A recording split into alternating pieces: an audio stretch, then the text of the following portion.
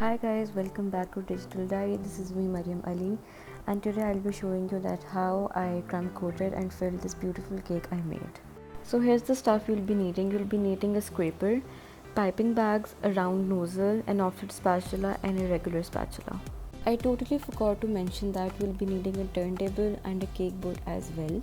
So start by putting a big dollop of buttercream on your cake board so that the cake can stick to the board. I'll be using Swiss meringue buttercream today for my cake, but you can also use American buttercream or Italian buttercream. I've put my buttercream and the filling of the cake in the piping bag as showed earlier in the video. So we'll start by making a buttercream ring around the cake so that we can put the filling inside it.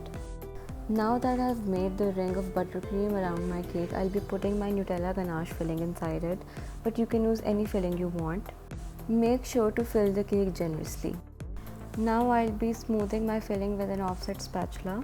Now I'll be putting my cake in the fridge so the buttercream ring we made can become firm, so it's a lot easier to work with. Now that I've chilled my cake in the fridge for at least 30 minutes, I'll be putting the second layer of the cake.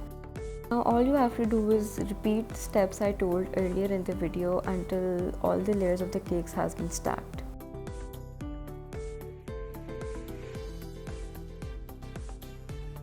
We're making the buttercream ring around the cake so that the filling cannot ooze out. I like to bake my cakes one day ahead so that they are nicely firm and chilled so that it's a lot easier to work with.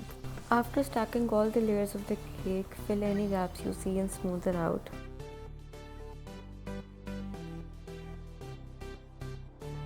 Now I'll be inserting a bubble tea straw in the center of my cake so that the cake doesn't move around as it's quite tall.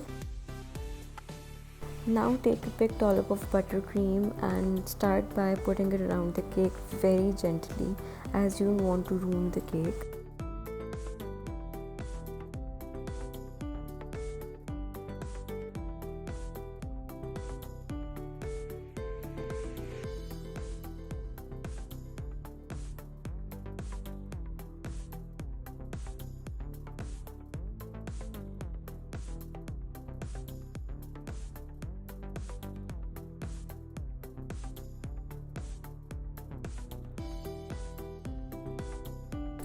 Now take your bench scraper or any scraper you have and smooth out the sides of the cake, but you don't have to worry about this step because it doesn't have to be very neat. Now fill in any gaps you see again and smooth it out.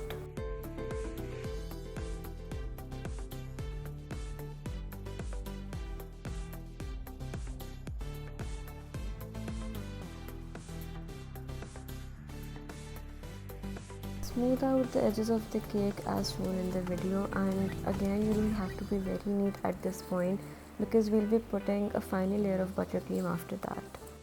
A crumb coat is done to catch all the crumbs of the cake before putting the final layer of frosting over it. Now that I've filled and crumb coated my cake, I'll be putting it in the fridge for at least an hour so that it's nice and firm before putting the final layer of frosting over it. Thank you so much for watching everyone. See you next week.